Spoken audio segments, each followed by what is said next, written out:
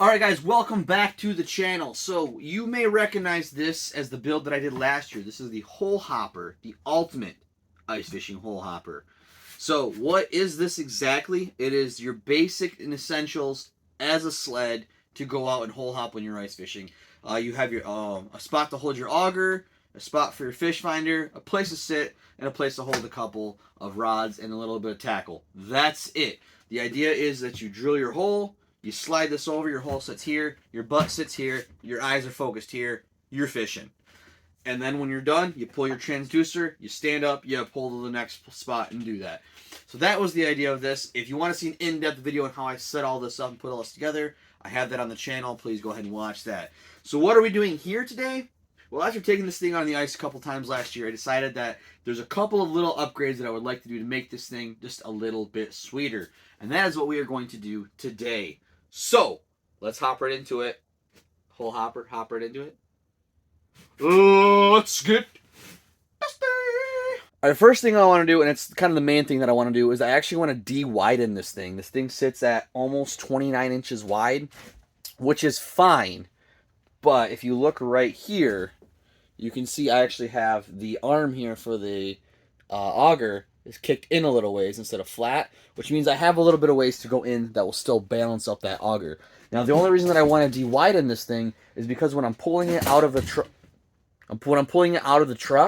and I have all my gear on, it's a little bit of a stretch to get out, and the smaller the better when you're trying to be this mobile. So that is the first thing we're going to do. Luckily, I just watched my video of this. I didn't glue these risers, so I'm just going to basically unscrew them, cut them, and that's what we're going to do.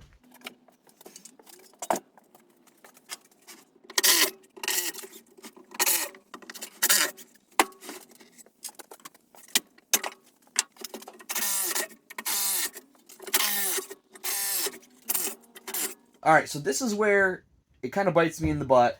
When I did the video, and it's something I do quite a bit, is if I don't ever want to take it apart, I don't ever want my nuts to get loose, I weld my nuts.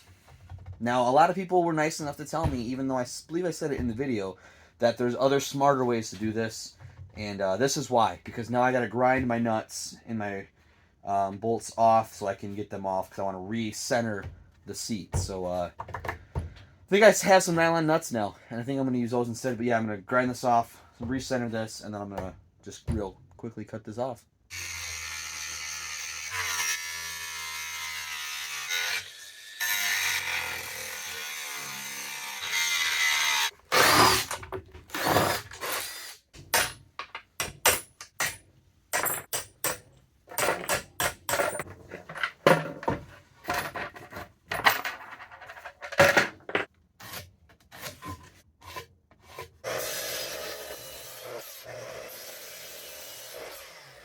Alright, so I just screwed up when I was cutting up the risers, to de-widen it. I took two sections off of the back side because I didn't want to sacrifice that sticker over there. And on the front, I just took it all off of one side. But what I didn't account for on the front was the thickness of these riser uprights. Should have did it. So what happened was the pole hole, is now sitting right on top of it. And then you can't drop a pole down there. So to combat that, what I'm going to do is I'm just going to power carve out that section, and that'll allow me to still drop it down there. But that was a stupid mistake that I just did.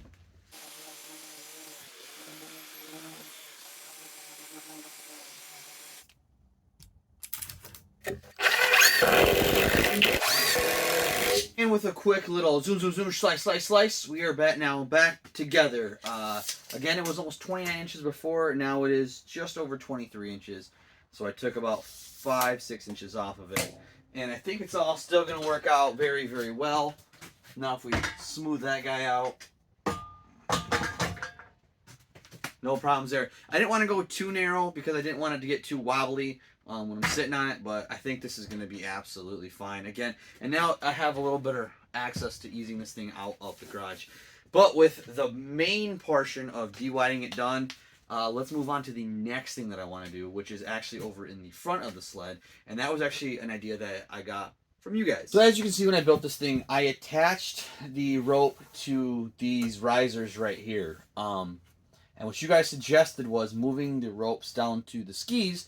That way when I'm pulling these things up and it might help with a little bit of mobility. So I love that idea. I think it was great. I'm actually going to do that because I think it makes a lot more sense. So all I'm going to do is I've already got a couple spots marked on these. I'm just going to drill them and move this rope over.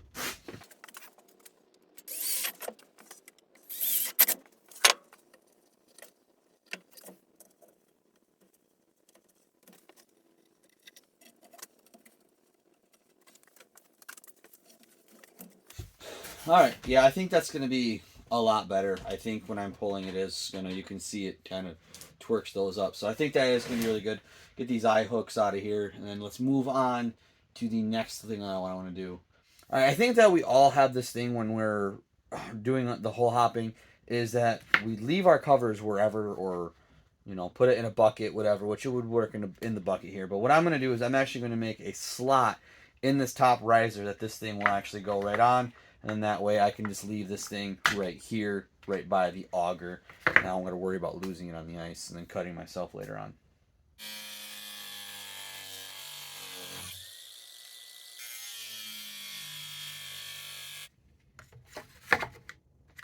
So this improvement, what I'm going to do, and it's something that I really should have thought to do when I originally built it.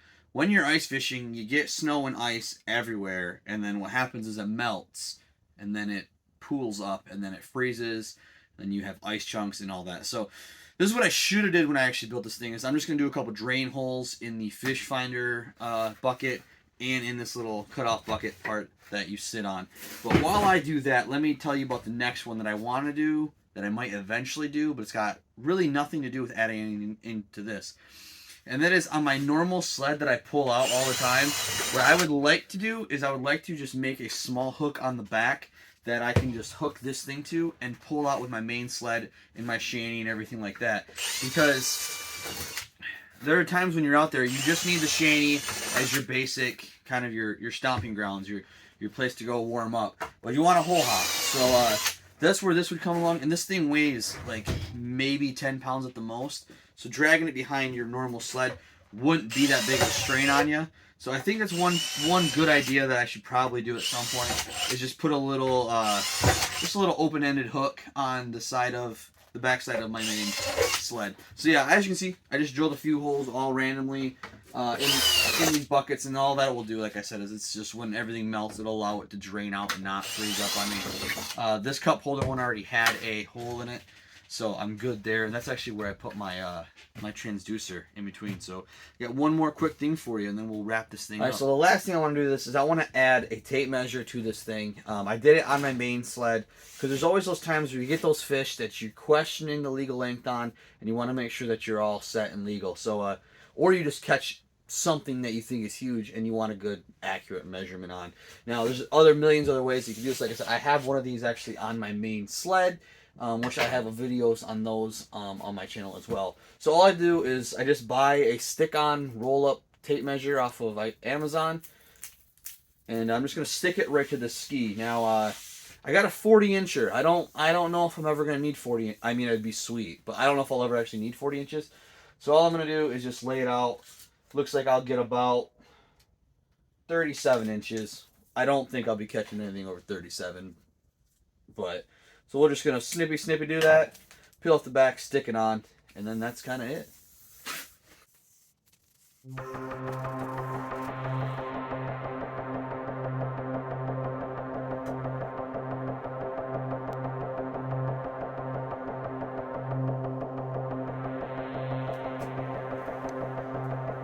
All right, guys, the Hole Hopper 2.0 is complete. The quick little mods I did, I think, are going to make this thing that much sweeter on the ice. I did lose the tackle storage area right there, but I keep my tackle box in my bibs pocket, so I'm not worried about that. And I did lose a rod holder, but I got rod holders on the back side of my fish finder, so they'll be fine there. I'm not going to miss that too much. The de-widening, I think, was a big help. It'll be a lot easier to get in and out of the back of the truck and not look so goofy trying to do this. So, there it is. Now, realistically, I did this because it's mid-December and open water right now in West Michigan, and I'm itching to get on the ice. So I thought I would do a little bit of upgrades on this, make this thing a little bit better, and let you guys be able to see me do it. So if you actually want to see this build completely, I have a video on the channel right now of that. If you want to see it on the ice for the first time, I have a video of that also on the channel. Check out, I have a bunch of other videos too, not just ice fishing stuff. But thank you guys so much for watching. Be safe out there this year. Make sure you clean up after yourselves on the ice. And I will see you guys on the next one.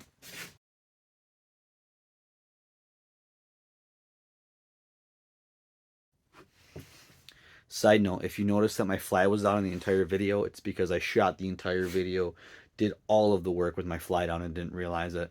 I've done my best so you don't have to see that. You're welcome. Or sorry.